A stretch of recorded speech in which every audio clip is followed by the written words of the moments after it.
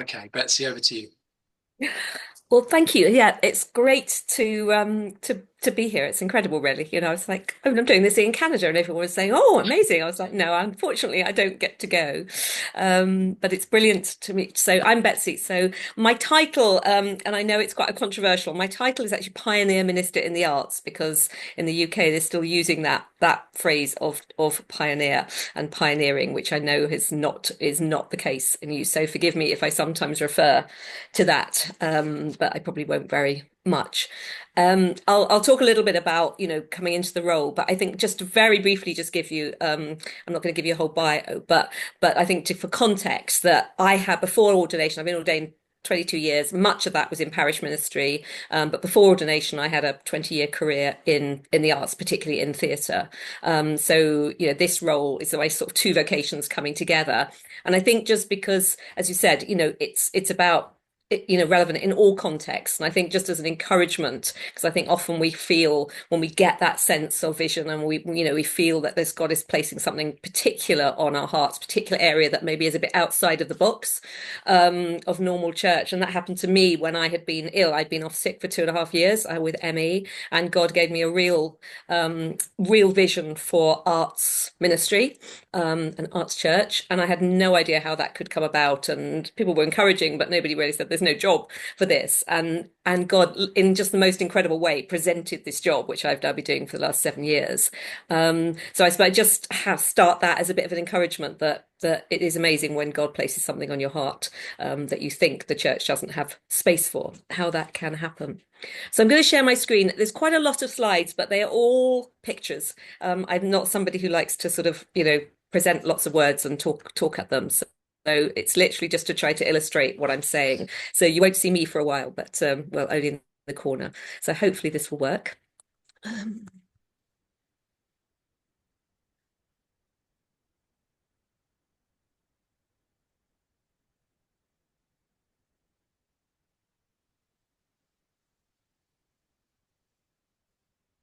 can you all see that? Yeah. Yes. Yep, great. So I now lead something called Nine Elms Arts Ministry, and that has evolved from my role when my role was created. And to give you a little bit of context, um, the the area that I minister in, I don't know how many of you are familiar with London, but it's an area called Battersea, which is sort of actually very central, sort of officially southwest London, but it's actually very central. And it's around something called the Battersea Power Station, which seems maybe quite strange, but in London it's quite an iconic building. And some years ago, it was decided to develop this. It became one of the biggest redevelopment areas in Europe. It's predominantly it had been industrial land, a lot of it derelict for quite a long time. So it was ripe for development, but it is quite an extraordinary development where suddenly this whole town centre is being sort of plonked down in an area where the only real housing had been what we call social housing, so and quite under-resourced social housing. And the anticipated, when they began this, the anticipated population growth was from 12,500 off over quite a small geographical, well, it's large in some ways, but it's not a huge geographical area, going up to 40,000. So massive population growth.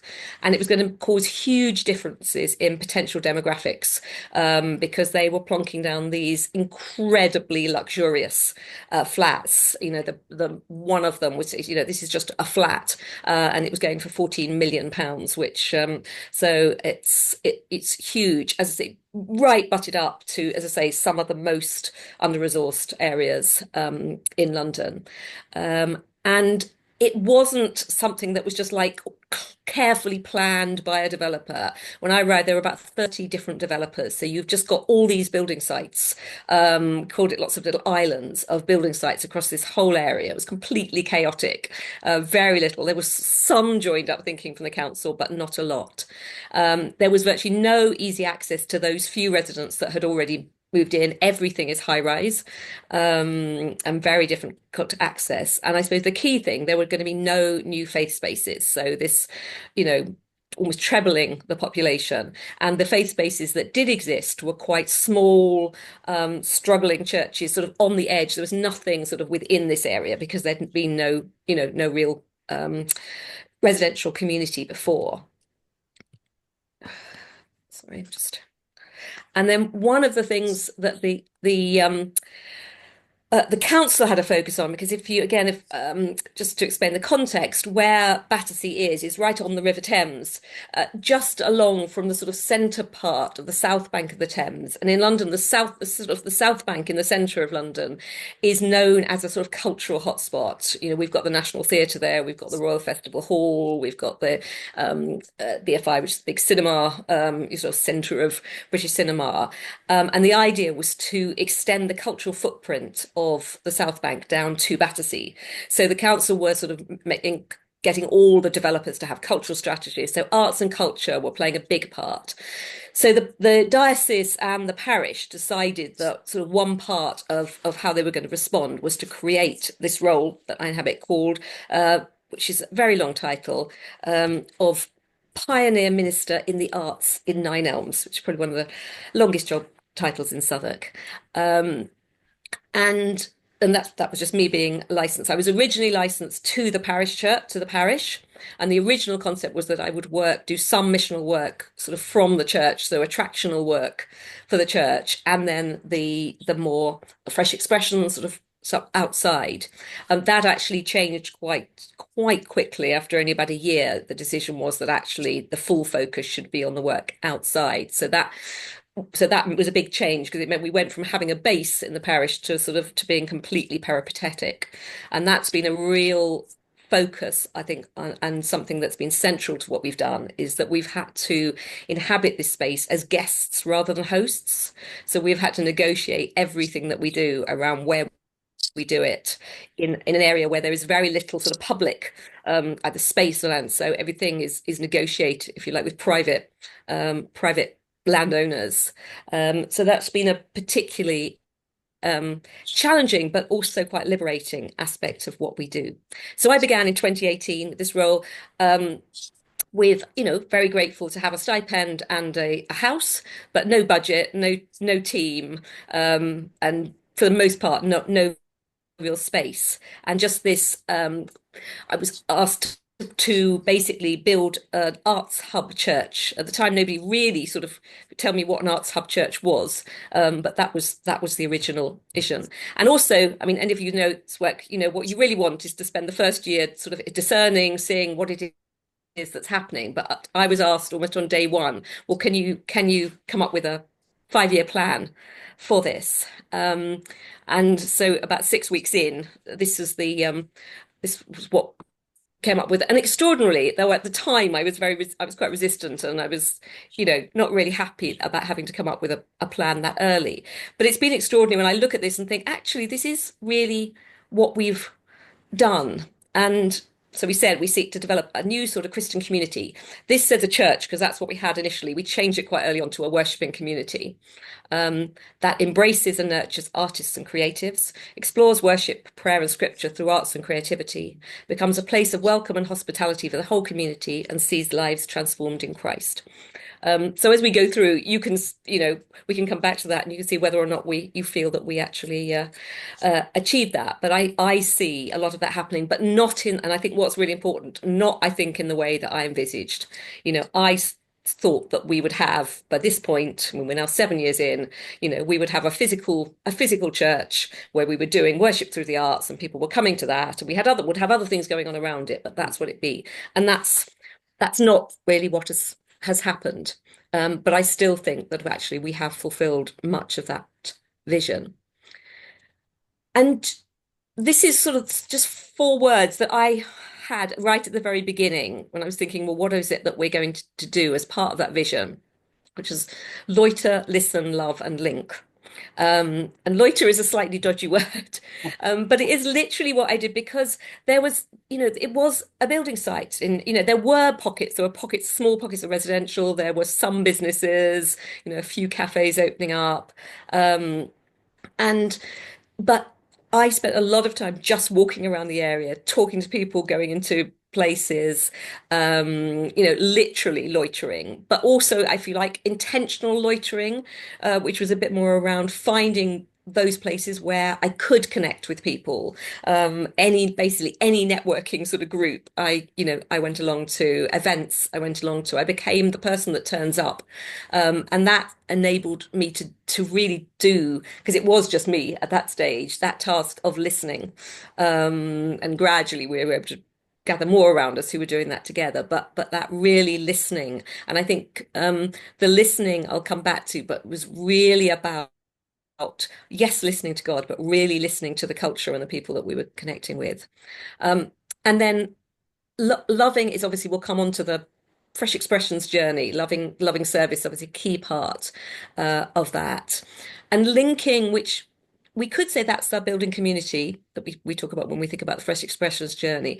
But I thought it came very early. It was about linking. What we developed with this was this huge network, slightly crazy network of organizations, people, artists, businesses, developers.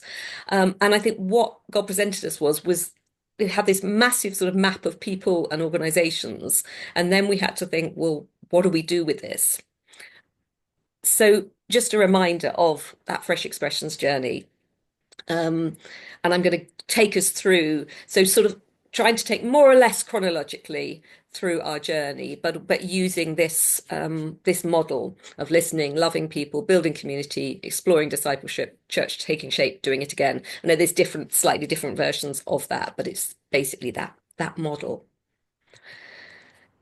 So listening, I mean, I just love this quote, what you are, what you listen to, because as I said, I think for me, so often in church, yes, we listen to God, we listen to scripture, absolutely central.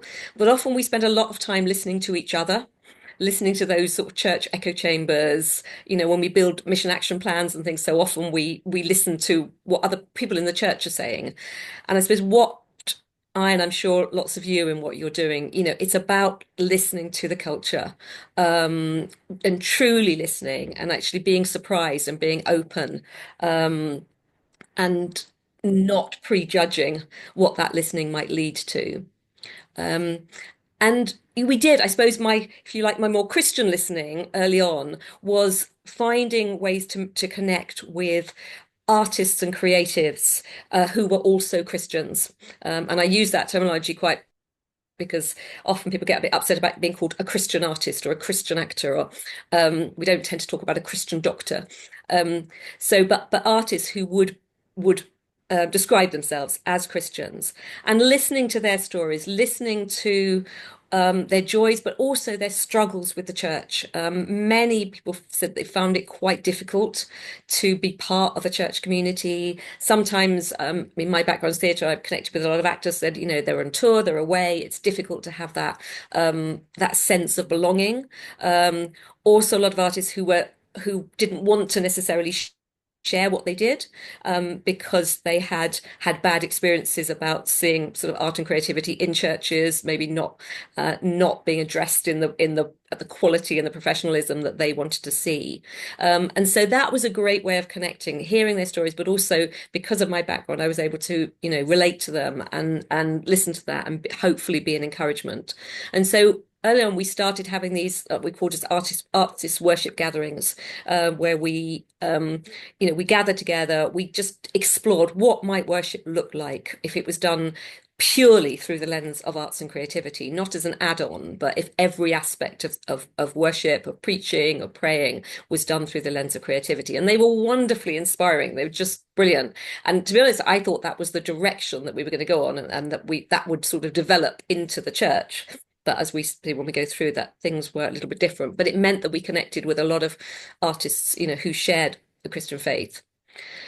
But we wanted to listen much more widely to that. So one of the things that we did early on, for the first Easter, I love Easter, I love Holy Week. I would do it all very traditionally in church, but that wasn't my calling on that first Easter. So it was, well, what do we do? We had no space, we had virtually no budget.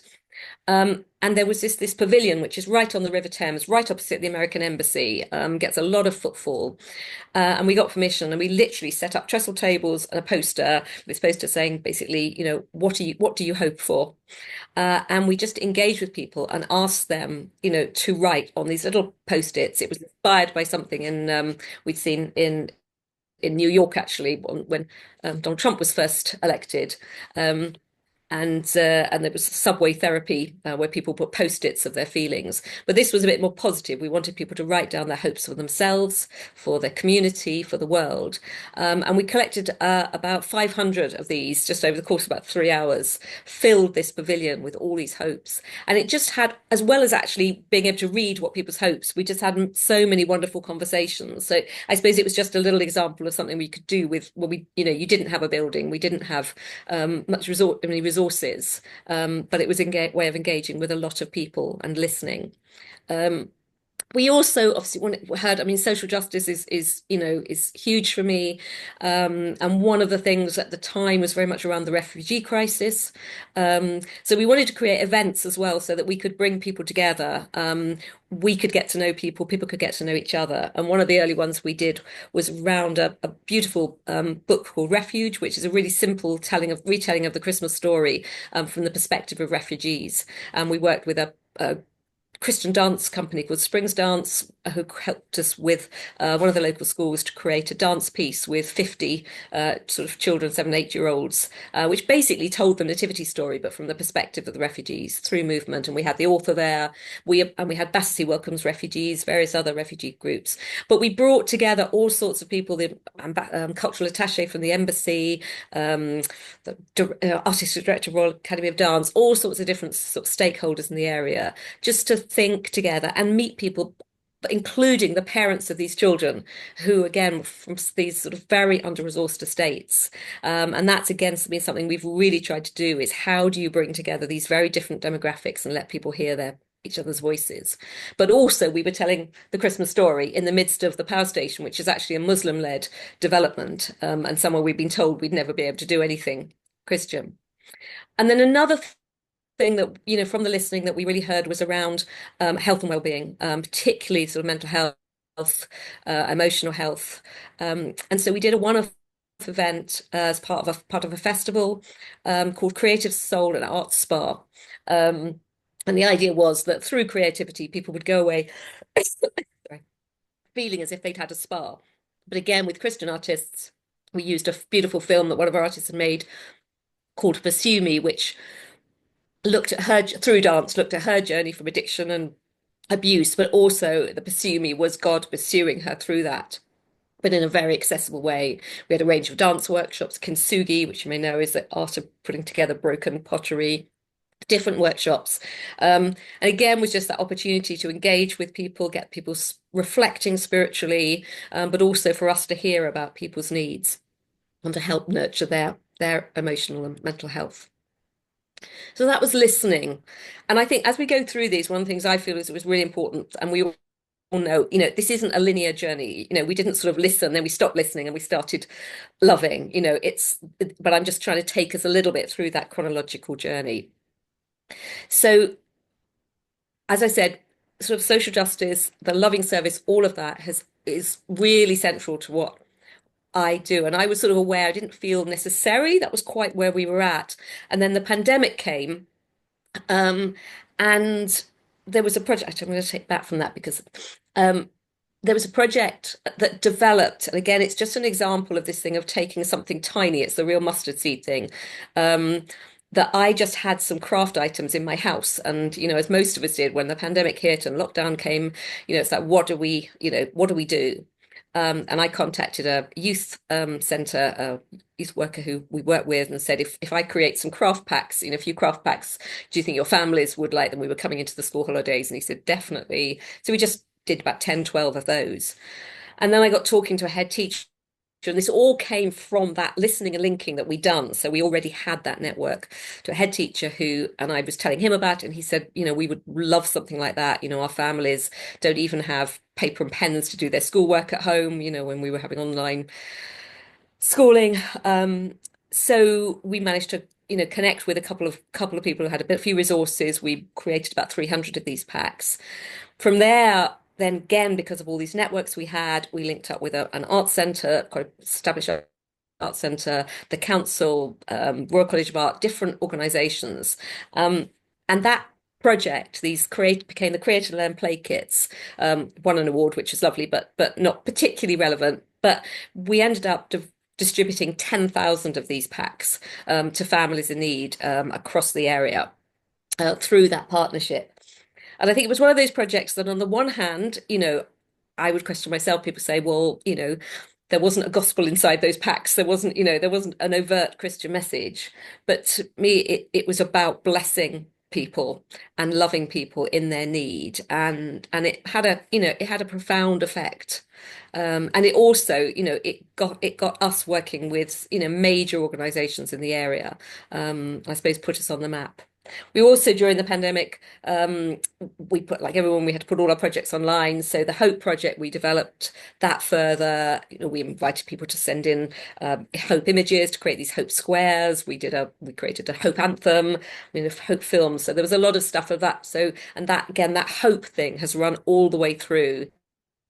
Um, and we also did some social media exhibitions when we came into sort of Lent and Easter. So we did two exhibitions: Solitude during Lent and Art of Solitude during Lent, and Art of Connection during Easter. And we invited artists to submit work, which we then shared on social media as an exhibition. But it gave us an opportunity. Many of the artists weren't Christians, but some were. So we were sharing a whole mix, but we were within that helping getting people to reflect on those sort of themes around East Lent and Easter. So it was another way of very gently connecting. Building community, that I would say has been the real center of what we've done. And I think what's really important to say is that this has been an incredibly long and slow process. I thought 4 or 5 years in, I did always say it was a 6 to 10 year project, but I did think that, we definitely have a church and all this. And that, as I say, that's not what's happened. And I think this isn't for us, this wasn't just about building a community for us, in a sense. This was an area that had no community. And I think one of the roles that God has given us in this place is to genuinely help build community where there isn't any. Whereas I think often we think of it as building Christian community. All of this, I'm just being very honest about what we did, not necessarily saying whether it's right or, and that's we can discuss, but that's what's happened. So some areas that we've done that build a community, as I mentioned, health and well-being came up, and this Creative Soul program that we um, just tried out early on, and then we're going to launch something in March 2020, when of course the pandemic hit. But in spring 2022, we got some funding and were able to launch Creative Soul, which is our creative health and well-being program. And that has continued. So 3 years on, that's very much the bedrock of what we do. We've got Creative Soul Dance, and we run two dance classes a week. And it's dance and movement for well-being. And we work with people for ages 20 through to 80s.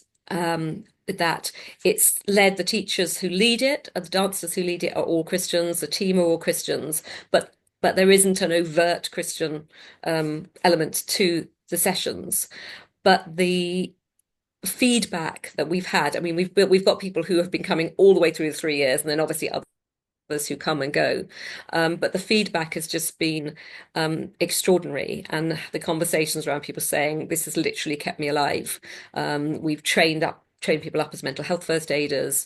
And one of the things I think that's been profound about that is the thing that constantly we hear people come and they say, this feels so different from anything else that I've been to. The majority of people who come are not Christian, few are. But that is prayed into every session. We've sometimes used we've used poetry with different things, sometimes that has a gentle Christian element, but it's very gentle. But that has really built this very strong community and connected us very deeply with a lot of people across a very wide demographic. We also do Creative Soul Cafes, which are these regular, they are art workshops, but arts crafts for well-being, which we do in different cafes around the area. And again, it's about reflecting. We try to find themes that are relevant. We did one series, an evening series, where we basically took the fruits of the spirit. We didn't call it fruits of the spirit, but we focused on kindness, gentleness, patience, these and again, almost exclusively working with non-Christians and building that community.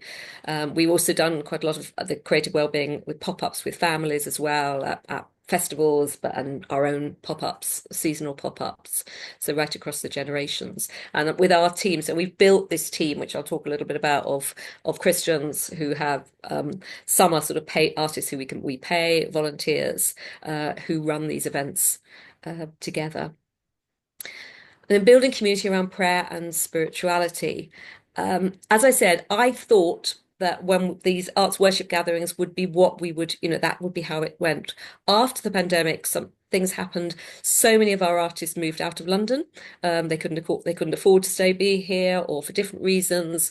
The whole thing changed. People didn't want to do big gatherings. So things changed for us. And what grew out of that is quite a small gathering. It felt like something like a remnant. It really, we were doing online, we were doing weekly online prayers, and then we gathered for the first Maundy Thursday, sort of when we could start to get back together in somebody's flat, which happened to be an upstairs flat, as most things are around here. And we said, oh, it's like being in the upper room. And that stuck. And since then, so for the last sort of about 3 years, we've had this fortnightly meeting called Upper Room, which is always small. It's sort of probably between about 6 and 12 people, but it's just the bedrock of prayer for everything that we do, prayer planning, the ideas come out of that. We also have, which I didn't put on here, I send out a weekly 9 at 9 for 9. So it's 9. The idea is that we ask people to pray daily for 9 minutes at 9 a.m. and or 9 p.m. For 9 Elms. And I send out prayer prompts each week for that. We've done regular prayer walks around the area, really bedding that, taking people away on retreats. And we've tried to share what we're doing with other churches as well. To spread the ideas and creativity. But that is, I'll be honest, it's been a small community. It's not something, and that was partly again because of the space. We found people were very willing to give us space to do the sort of the dance, the crafts and things. When you start talking about prayer or worship, people are a lot more dubious about that. And we felt all the way through, we felt that God was saying that he didn't want us to retreat back into church buildings, even though it was so challenging. So we've in a sense been forced to keep things quite small. And then building community around the Christian seasons. Again, because of that thing of space and things, we've not been able to have that regular sort of worship. But we found particularly Advent and Christmas have just become, a time when we sort of really go big. And that started with the 9 Elms Advent Calendar, which we started back in 2019, when we were looking at how we had all these contacts, we had artists, we had no space, and we had to build this sort of building site area. And what could we do? And I was familiar with Advent calendar, sort of living Advent calendars, but mostly where they were done in people's houses, things. And I was looking, well, could we do this in our context? And basically, I persuaded 24 venues, sort of, shops, gyms, bars, pubs, restaurants, and all we asked of them is that they would decorate their window around the theme of a Christmas carol. They could choose any Christmas carol. We had some slightly interesting choices and a couple, but and that they would create a free event that was open to anybody in the area. And so we had that. We had 24 windows. We had 24 events in 24 days. And it was incredible because it brought people together. People went to parts of the area that they'd never been to before. They didn't think they were allowed to go, or they didn't feel safe going. So we had this in terms of community building. It was brilliant, but also, again, very gentle and not pretending that suddenly people saw the light and said, oh, now I realize what Christmas is about. But, we had opportunities to reflect on some of the lyrics from the carols, to, sometimes to have prayers. There was one beautiful moment, I think was an example, where we had an event in a pub who'd been actually not particularly helpful. So we, and they didn't really want to organize an event. So in the end, we sort of organized a sort of beer and carols event in the pub. They'd done a nice window. And there happened to be a group from sort of a corporate Christmas party who were all quite quite posh. They'd all been to private schools, and they were all fairly drunk. But they ended up all coming out, and we were on this sort of plaza area right on the main road in Nine Elms, all the traffic, with them singing at the tops of their voices things like Hark the Herald and Come All Ye Faithful with all the descants. And I was thinking, like, if I tried to organize this, we could never have done, as in, I'd never have done it. But so it's just another example of where sort of God blessed things that um, we were doing. And each time we finished those at the church, that's the small church that is on the housing estate, in the in the window, with an event there. So there was that leading, but it was right across the area. Um, and we continued that. So we did the next one during the pandemic. Somehow we managed to do it in the midst of lockdowns. We still managed to do it, but it became more of an art trail because we couldn't do the event. So that was Light in the Darkness, and 24 art installations. And then the following year we did Peace on Earth, and it by that point it become really, really big. We had online reveals. We had, some of the big magazines and, London Wide papers picking it up. So suddenly it became something much bigger, but it was still at its heart. It was about bringing community together, but it was about reflecting on themes that were true to Advent, to Christianity, but also genuinely universal, through creativity. Um, and then we changed. So last year, well, we developed a relationship with a hotel, very high-end hotel, right by the this new town, in the midst of this sort of new town centre, by the power station, called Art Hotel, which has an art studio, and they gave us their art studio, and we'd been wanting to work with this Italian artist called Adalberto Leonardo, who'd been wanting to do something around the Nativity. Again, interestingly, he's not a practicing Christian, but is steeped in the Italian Nativity culture. And so we created this giant nativity mural, which he designed, but we worked with the community to get the ideas, and then the community came and painted it with him. And just it's the event was called Follow the Star, which is actually the Church of England sort of, title around theme for Advent, but everybody just thought it was a nice title, so they didn't mind. They didn't know that we'd picked that up from the church. And this was the final mural. So it was a traditional nativity scene, but with all the different, if you know the area, so we had construction workers, there's a cats and dogs home in Battersea that's very famous, the market. So it was, and very multicultural. But it was really about, being able to place that nativity scene so in the heart of this hotel and the heart of Battersea for everybody to come and see. We also then commissioned or invited 19 artists from across different arts, faiths and cultures to respond. And so we had an exhibition of all their work. So this was up for 5 weeks, all through Advent and Christmas, in the hotel for everybody to come to. And when we opened it up as this Christmas community art studio, inviting the public, all ages, to come and respond themselves. And we ran workshops. And we were also able to do in their big creative rooms downstairs to actually run, which is what was basically a crib service. So telling the story of Christmas for families, which again, when we'd been told there was absolutely no way we could do something like that, but they loved it in the end. And virtually all the people who came to that were people who would not have been in church otherwise. We also followed that up in the hotel at Easter. We did something called Easter Wonderland, which again was a sort of family-based event, telling the Easter story through and with Easter crafts. Again, similarly, we doubled the numbers on that. So, and lots of about 100 people coming, which to that, all non-church, hearing the Easter story. And then we also did something called, again, that theme of hope. We did Easter Hope. So we ran some workshops in a local cafe and a school with parents, and with an artist, inviting people to think about what does Easter Hope mean for them. And then there was these multimedia pieces were created, which then formed an exhibition for the whole Easter season, in the cafe, which is right on one of the main thoroughfares. So all these just sort of little ways of getting people to think about Christianity, but in a very gentle way.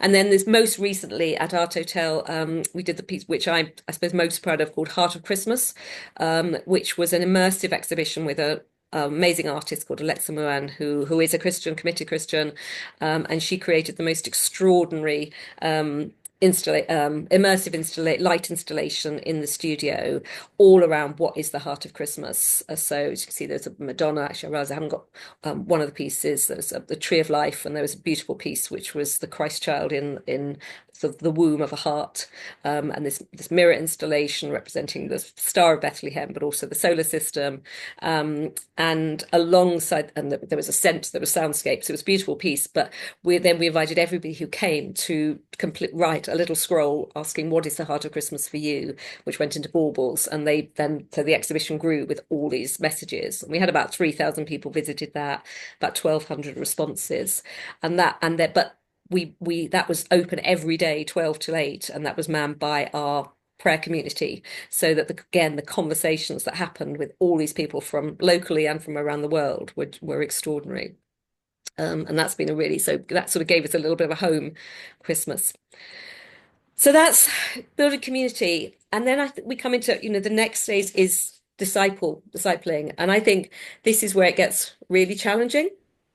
Um, you know, bec and this is where I found not having a space was a real challenge, because, as I said, people were very happy for us to do all the art things.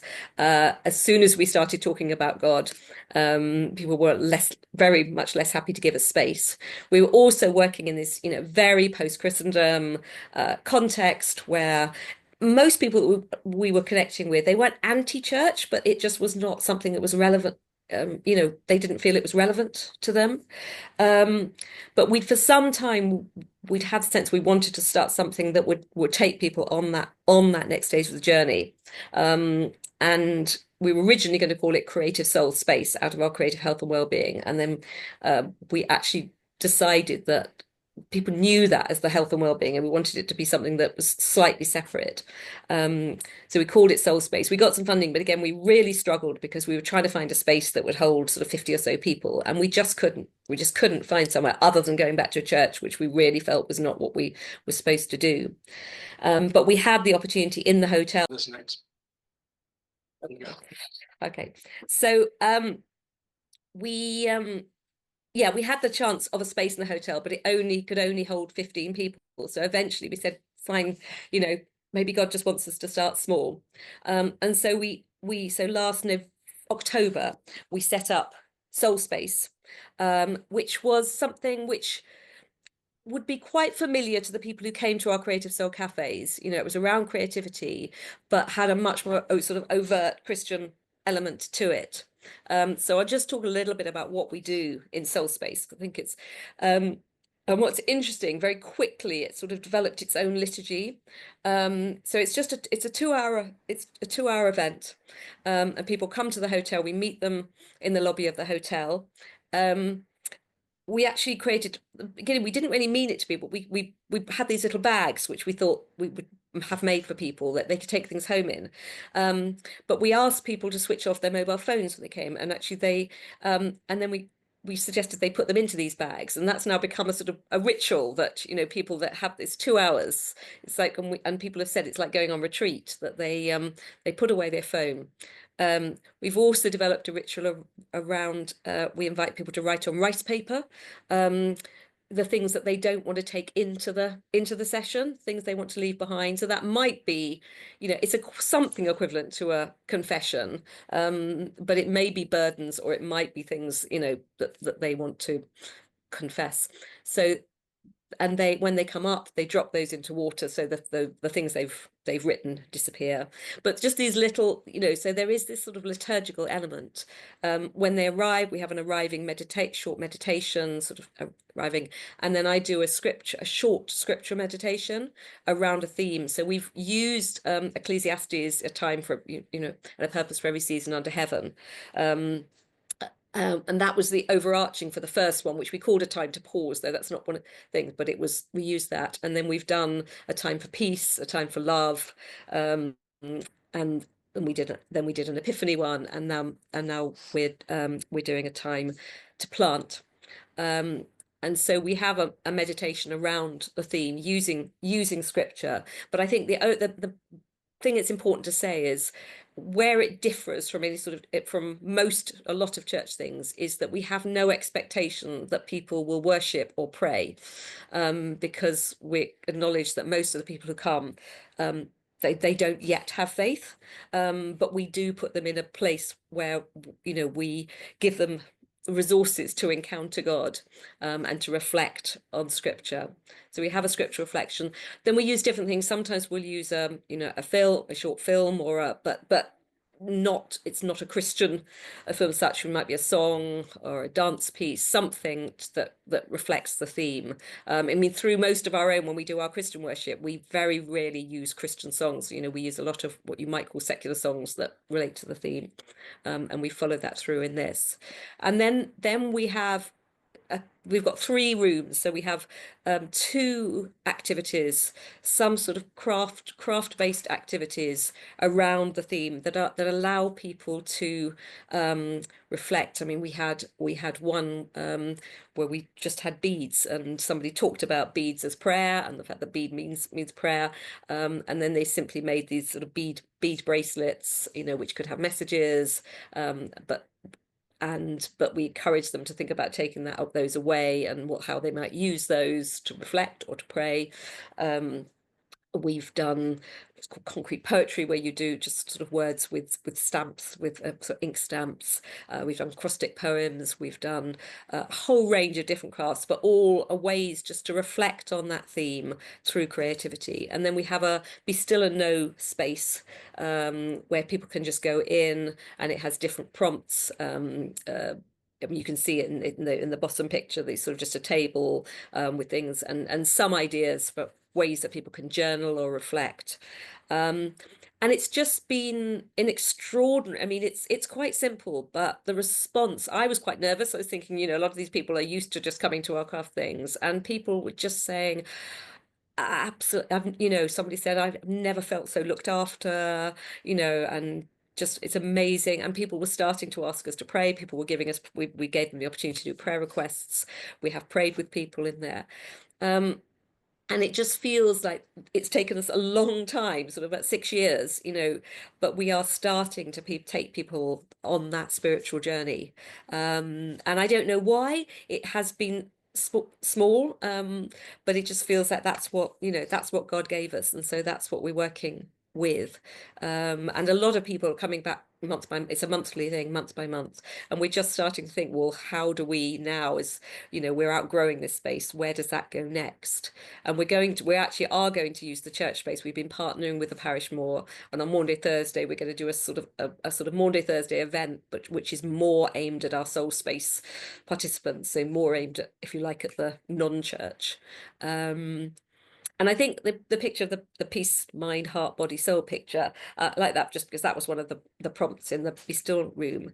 But it's interesting that the lady there who actually created that piece, and who is a core part of our prayer community, a core part of leading soul space, but is actually a Sikh. But she's grown up with quite a lot of Christian influence, is very comfortable praying with us, very respectful of that.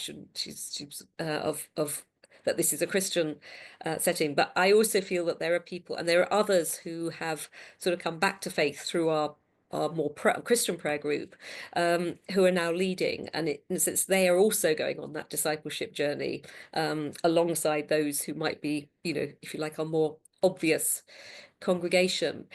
So I don't know where that is going to go to, but it does feel, that there's something quite profound, and say people are saying they feel like they've been on retreat, saying they're looking forward to it so much, each month. So that, I hope that more will grow out of that. And then becoming church. And this is a big question, is like, are we? So in a formal way, we became, in 2023, we moved from just being a project sort of under the umbrella of the diocese, to a bishop's mission order. I don't know, Ian, do you have, is it the same in Canada? No. No. But, Okay. but don't worry. No. Keep going. Keep going. Yeah, so Bishop's Mission Order is the sort of structure, the fresh expression structure that the Church of England has. So it means we now have a formal structure. We are, in a sense, equivalent to a parish church, and I am the leader, equivalent to the incumbent of that.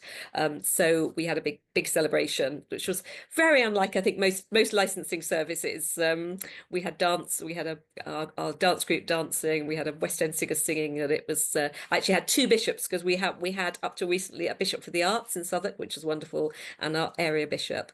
So we are officially now something akin to a church, but we still have no building. We still uh, really only have a tiny worshipping community. I would question whether we are a church. I think we're still a ministry. Um, whether we will become a church, whether Nine Elms Arts Ministry will become a church, I don't know. Um, so I think going back to that original vision, have we become a church? Maybe not. Have we been doing kingdom work? I believe so. Um, are we transforming lives in Christ? I think so, and I hope so. Um, so I think really that's mostly what I wanted to share. That's just our details in case you're interested. And I suppose I think I'd be much interested and maybe have a little break. I think you said maybe have a quick comfort break. And I'd really just like to open it up to a conversation. Right. Thanks, Betsy. Yeah, so let's do you want to kill the PowerPoint that we Yeah, got that just going to do that. So perfect. Why don't we take a quick 5-minute break and then we'll come back for questions. Okay. So if you want to go grab a drink and then we'll come back. So yeah, it's 5 past. So come back at 10 past. Nice. Okay. Voice that. So I think Rob and Stephen will be here in a minute. So yeah, so thank you for that, Betsy. And I will merge that into one recording. I'll edit that. I don't quite know what happened. So just to say, if people got questions or clarifications they wanted to ask Betsy in terms of what she presented, I'll just open it up for people to ask questions as you feel led. Go for it, Mike. Choose me. Um, Hi, Betsy. Thank you very much for that. It's exciting to hear about it. And I'm from Kent, and so I'd often sit on a train going past Battersea, and over the years as I've been visiting, watch it being kind of built. So it's lovely to see ministry happening in the area. The thing that really struck me in your presentation was early on you said that you avoided having a base in a parish, and you had to inhabit space as guests rather than hosts. Mhm. And I loved that because what I'm asking is if you could talk a little bit more to that experience and its pros and cons, because I heard some of it come up in your later presentation, and where I resonated with it in my experiences, I'm a missionary in downtown Hamilton, and we've got a lovely new space, and it's brand new and it's all shiny, shopfront kind of style, and while it is very useful for the process of building disciples, it has been, in my experience, a barrier to building relationships in the area. And so I'm wondering what your experience about space is particularly, and if you could say a bit more about that. Yeah. And I think that's spot on. I'd agree with all of that in that, I mean, it was just on a personal basis, it was very, very freeing at the beginning. I said, thought having come from a Victorian parish church, to not have a building and not have all the things that go with running a building was incredibly liberating. And I think absolutely. Oops. Disappeared. Wasn't me. Just like to say that. It Must have been something I said. So sorry about that. Go for it, Betsy. Okay. So yeah, I'd say that sorry, I have to get my train of thought back, but it has really, really helped us with building relationships. I think you're spot on with that. because we've been forced. I think whenever I've had a church, it's wonderful to be able to be hospitable. It's wonderful to be able to offer space to people. That's great, and to have that freedom and flexibility. That's what we struggled with. That we had to negotiate everything, and we couldn't just presume that we could do things, particularly that we could do what we could do and what we could say. But I think without if we had a space to start with, the ministry would have looked very different. I can't say whether it would have been better or worse, but I think it was a huge learning process, this thing of being a guest, because I think, I mentioned that thing of that whole post-Christendom thing. I think it's, we've been so used as church, to being the host, to being at the centre, to being the establishment, and suddenly you are really on the margin. And I think for me it was a bit of a metaphor of sort of where the church really is, versus where the church still thinks it often is.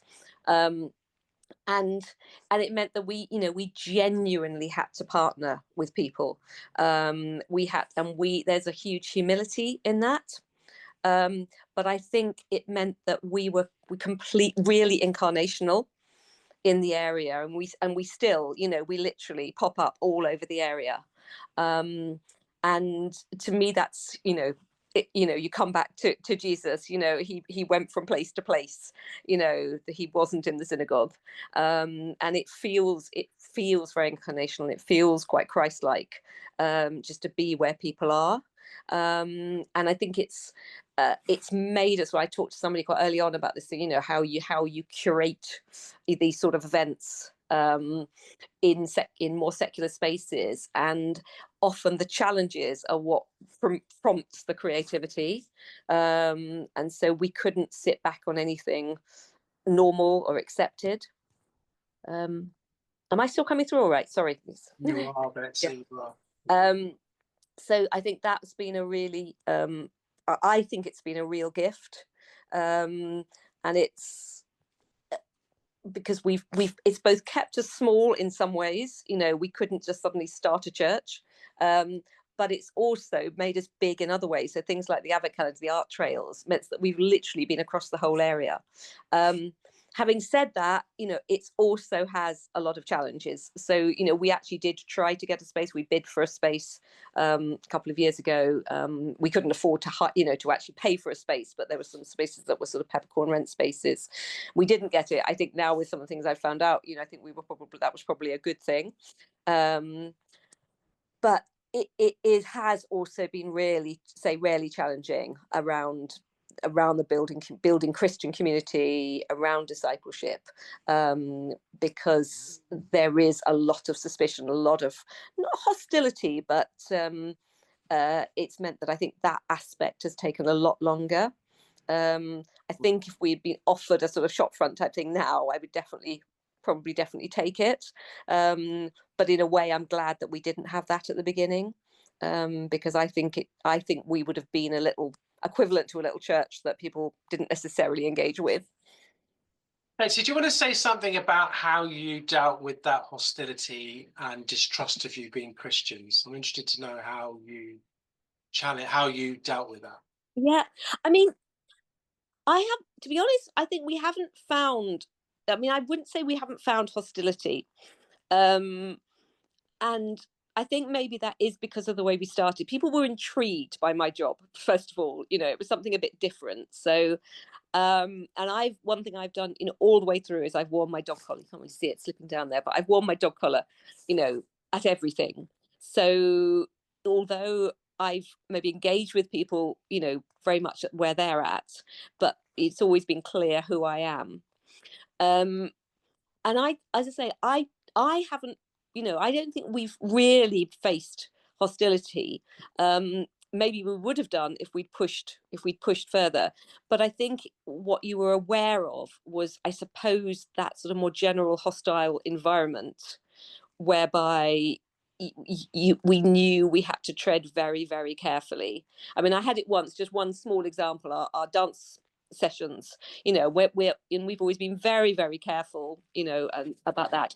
We've had quite some funding from the council for that, and somebody from the council came along to watch on that, and we literally just invited people to something that was happening at the church. It was just a Christmas thing, very, very gentle. And somebody took me aside afterwards and said, oh well, you have to be a bit careful about doing that when it's the council that are funding you. And I mean, so there've been small things like that, but I think it is just it's more been the fact that just people just don't expect to have those conversations around faith, around Christianity. That's, I think, been the thing that and so trying to find the opportunities for those conversations has taken us a long time. And I think it's been about gaining permission.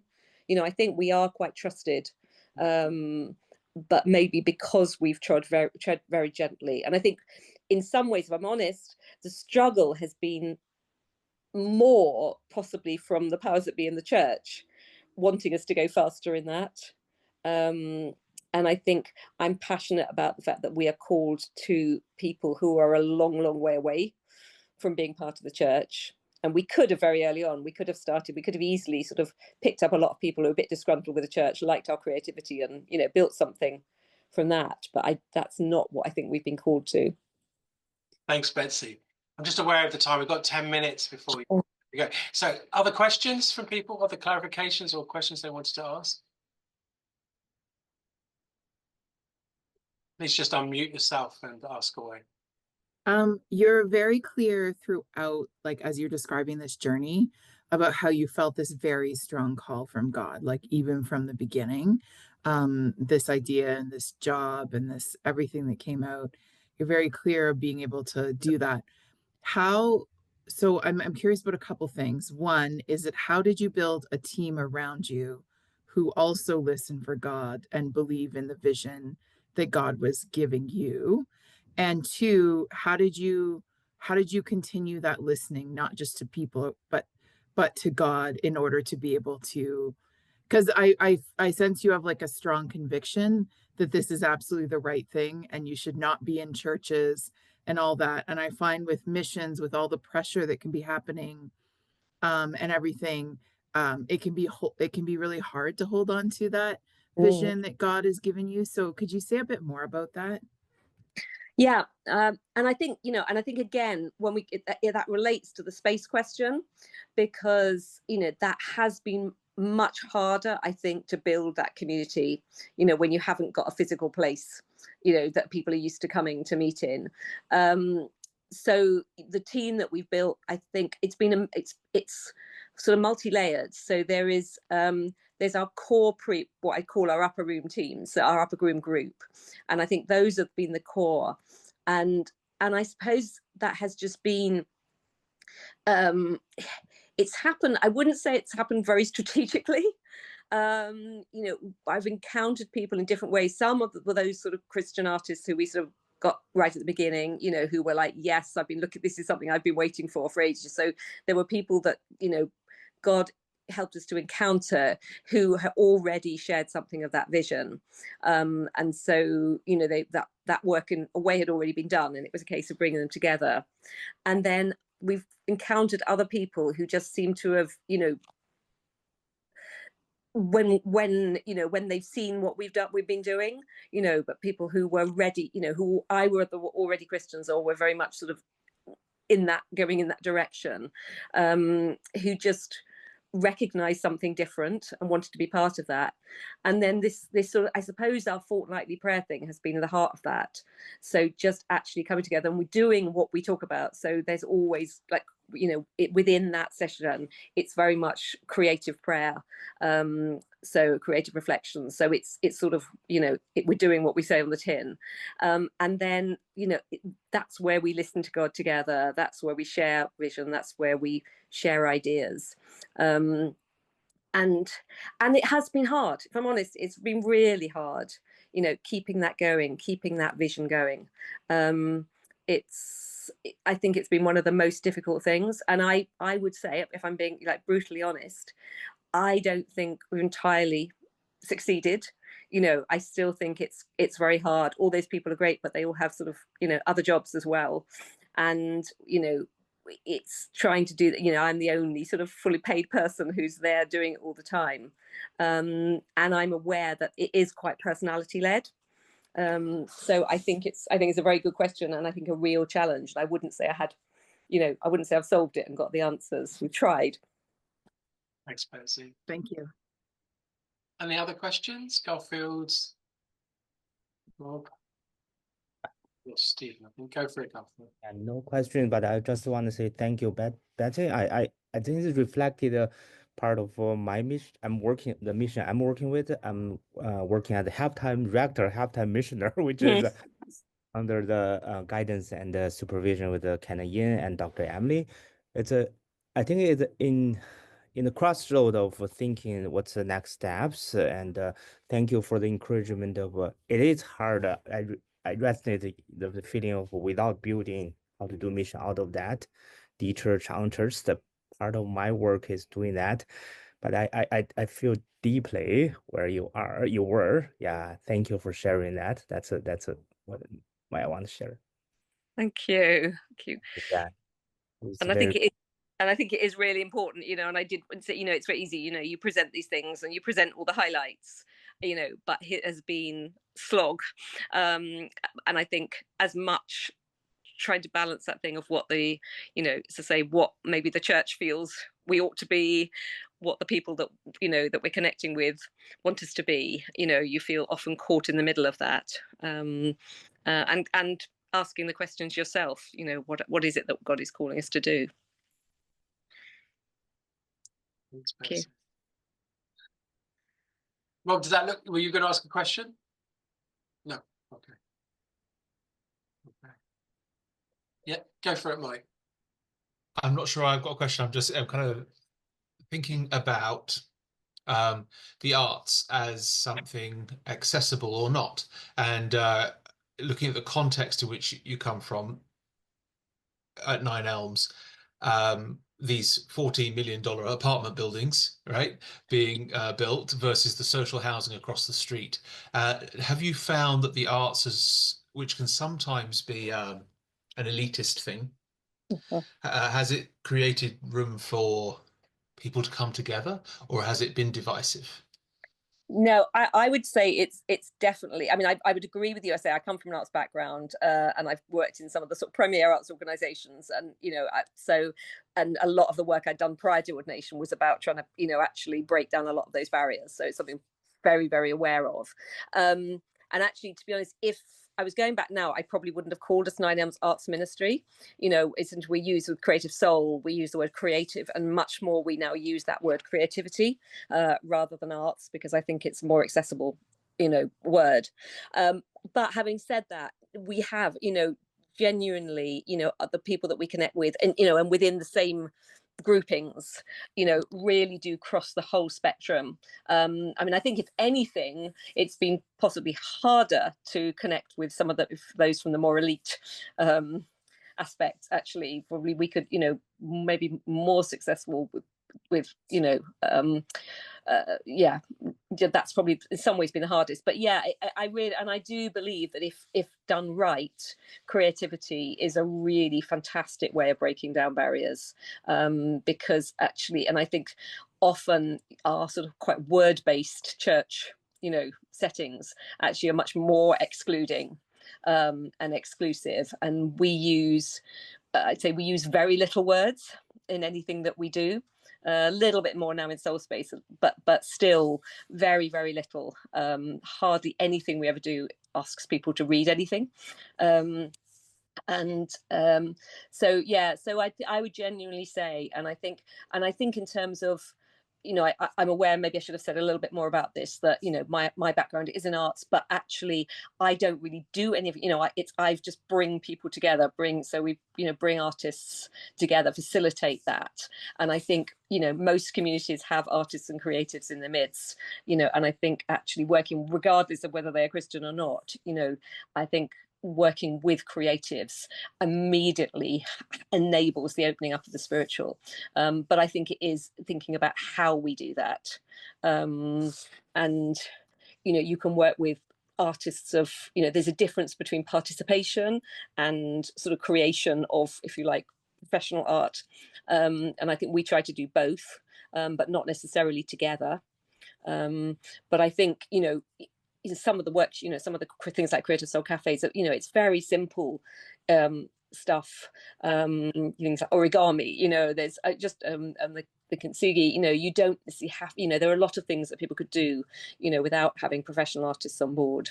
And when you get people around a table just making things together, it just opens people up. Well, this has been brilliant, Betsy. Thank you for telling us the story of the 9 Elms mission. I've seen you struggle when I was in London and how difficult it was when I was there. So it's really interesting to see how it's taken shape, and it's fascinating to see that a new ecclesial community has come together after quite a long time of quite difficult struggle and perseverance, trying to open up the gospel in a not an easy part of central London. So thank you, Betsy, and we will. I will edit that together so it's one coherent story. Sorry about the different technical hitches. No, don't worry. That was really, really helpful. So I'm going to let the missioners go, but thank you very much, Betsy. That was brilliant. Let me just stop the recording.